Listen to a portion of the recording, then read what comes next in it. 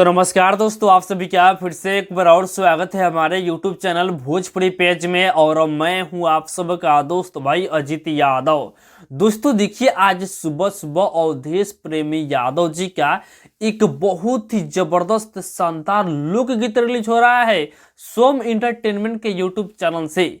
दोस्तों देखिए, गाने का नाम है सच में का हो सजन। जी, गाने का नाम है सच में का हो सजन। और दोस्तों, गाने का टाइटल इतना जबरदस्त है तो समझ लीजिए कि गाना भी जबरदस्त ही गाना होगा। जो कि इस गाने को अवधेश प्रेमी यादव के साथ में शिल्पी राज इस गाने को गाए हुई हैं।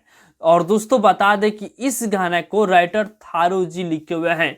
और दोस्तों, इस गाने में यदि म्यूजिक की बात किया जाए तो इस गाने में म्यूजिक बनाए हैं माही राज जी, जो कि इस गाने को आज ही के दिन सुबह 7 बजे, जी सुबह 7 बजे सोम इंटरटेनमेंट के YouTube चैनल पर रिलीज किया जा रहा है।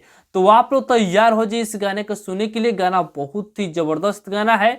तो बाकी दोस्तों, फिलहाल का ये अपडेट है। आप लोग इसके बारे में क्या कहना चाहते हैं कमेंट बॉक्स में बताइएगा। और इसी के साथ हम इस वीडियो को समाप्त करते हैं। ये वीडियो अगर पसंद आया होगा तो इस वीडियो को लाइक शेयर कीजिएगा।